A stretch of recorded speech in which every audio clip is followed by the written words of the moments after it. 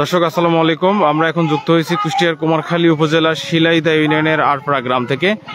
মূলত এখানে কিন্তু আজ সকালে একটি হত্যাকাণ্ডের মতো ঘটনা ঘটেছে। আমরা এখন আছি সেই নিহত ইউনুসের বাড়িতে। ইউনুস আরপাড়া গ্রামের আকবর শেখের ছেলে। তাকে কিন্তু আজ সকালে কিন্তু ধারালো অস্ত্র দিয়ে, হাসুয়া, কাঁচি, রামদা দিয়ে কিন্তু আসলে হত্যা করা হয়েছে এমন অভিযোগ কিন্তু পরিবারের লোকজন করছে। আমরা মূলত সেখানেই আছি। মৃত ইউনুস কিন্তু মৃত আকবর শেখের ছেলে এবং আসলে হত্যাকাণ্ডের বিষয়ে যিনি সম্পৃক্ত প্রধান বলে দাবি করছে তিনি হচ্ছে কিন্তু মাঝগ্রামের মৃত হাসেন শেখের ছেলে মুক্তার শেখ। মুক্তার শেখের নামটাই কিন্তু উঠে আসছে। মুক্তার শেখ তার দুই ছেলে এবং আরো কিছু তার লোকজন নিয়ে কিন্তু এই ইউনুস আলীকে হত্যা করেছে এমনই কথা আসছে। আমরা মূলত আছি কিন্তু সেই ইউনুস শেখের বাড়িতে। এটি ইউনুস শেখের বাড়ি। ইউনুস শেখের বাড়ির পাশেই ইউনুস শেখের বাড়ির পাশেই যে মাঠ, এই মাঠেই কিন্তু সকালে তিনি ধান কাটছিল। তিনি এবং তার আর বেশ পরিবারের কয়েকজন লোকজন নিয়ে কিন্তু ধান কাটছিল। মূলত এটার ঘটনার সূত্রপাত কিন্তু বেশ কিছুদিন আগে থেকে। ইউনুস শেখের ছেলের সঙ্গে কিন্তু আসলে বিয়ে হয়েছিল মুক্তার শেখের মেয়ে এবং ইউনুস শেখের ছেলের বিয়ের পরে কিন্তু আসলে এই সংসারটা টেকেনি। তবে আরেকটি বিষয় জানিয়ে রাখি যে এরা দুইজন কিন্তু মামাতো ফুফাতো ভাই বোন। সো তাদের নিজস্ব আত্মীয়দের ভেতরেই কিন্তু আসলে সম্পর্কের জের ধরেই কিন্তু তাদের বিয়ে হয়।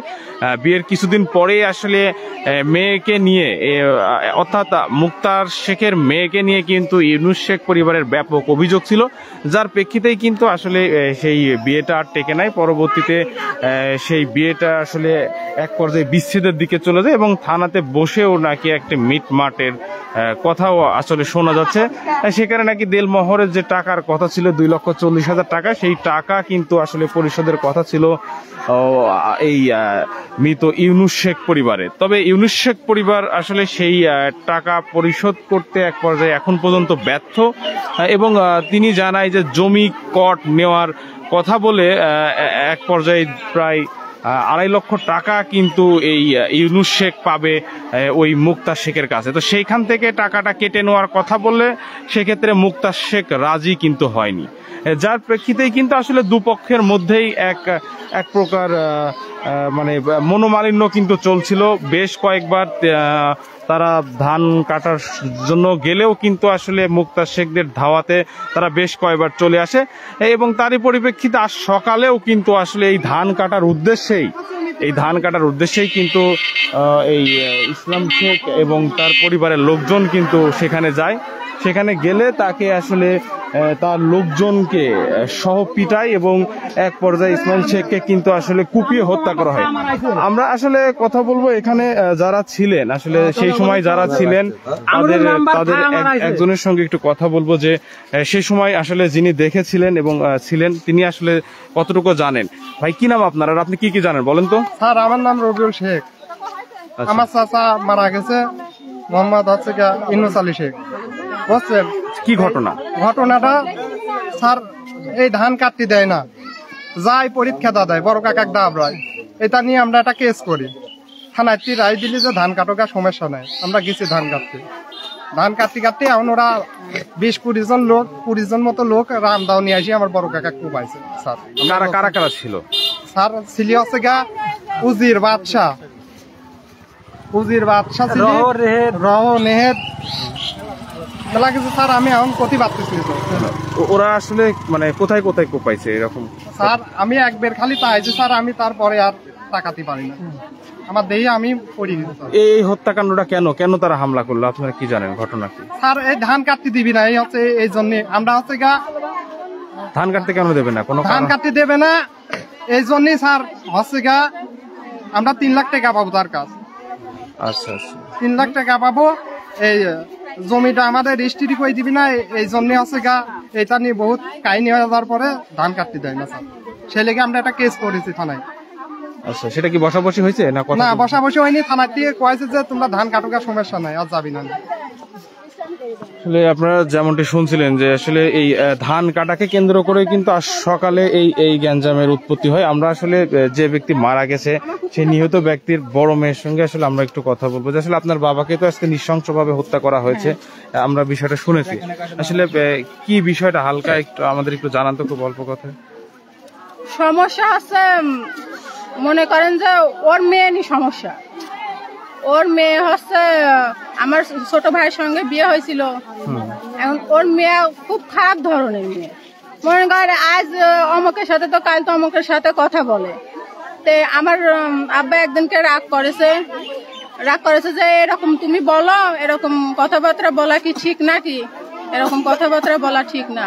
তোমার স্বামী আছে, সব আছে, তুমি অন্য লোকের সাথে কথাবার্তা অন্যজনের সাথে পরকীয়ায় আসক্ত ছিল, এরকম ব্যাপার, তাই তো? কথাবার্তা বলো কি জন্য? এই নিয়ে রাগ, মনে করেন এখন ওরা ছাড়া নিবে। ওর মেয়ে হচ্ছে কয়েকদিন অসুস্থ ছিল, পরে ওরা নিয়ে গেছে, নিয়ে যে এখন বলতেছে আমরা মেয়ে ছাড়া নেবো, ছাড়া নিতে চাইছে। আমার আব্বা যে কোনো শর্তে রাজি, কারণ নিজের বোন আর নিজের মানে বোনের মেয়ে যেহেতু ছাড়া নিতে চাইছে, আমার আব্বা ছাড়া দিতে চাইছে। যত টাকা চাইছে তত টাকাই দিতে রাজি হয়েছে। তারপরেও মানে দিনও করা হয়েছে যে অমুক দিনে আসো, আমরা হচ্ছে টাকা দিয়ে দিচ্ছি, কিন্তু ওনারা আসি নাই। তারপরে আমার আব্বা ধান কাটতে গেছে, ওরা হচ্ছে ধান কাটতে দিই নাই। আমার আব্বার মারতে গেছে, ডাবড়াইছে, আমার আব্বা চলে আইছে। পরে কালকে আমার ভাইরা মনে করেন চাকরিতে ছুটি পাইছে, বাড়ি আসে। আমার ছোট ভাই দিয়ে আমার বড় ভাই দিয়ে কালকে ধান কাটতে গেছে। তখন ওরা কিছু বলি নাই, চলে গেছে।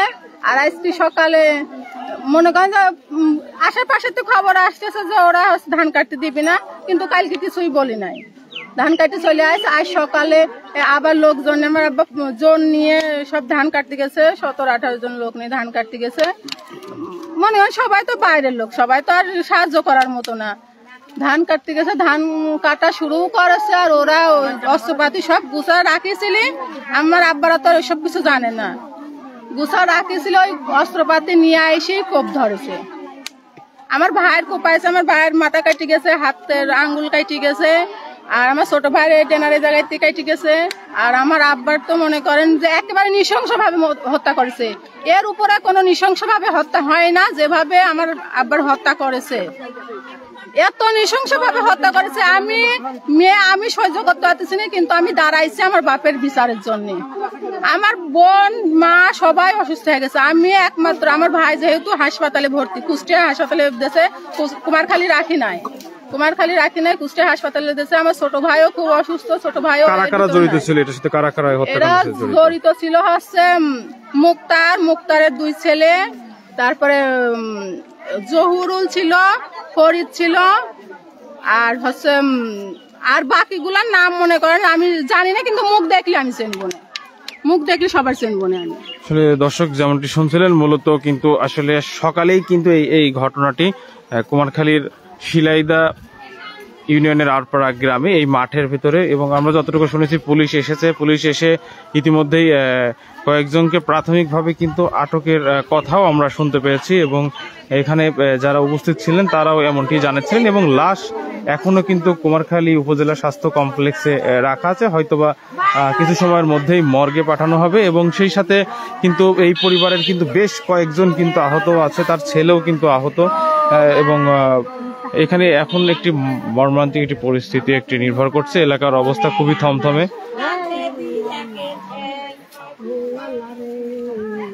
তো দর্শক, এই ছিল সর্বশেষ। সবাই আমাদের সঙ্গে যুক্ত থাকুন, পরবর্তী আপডেট অবশ্যই জানানো হবে।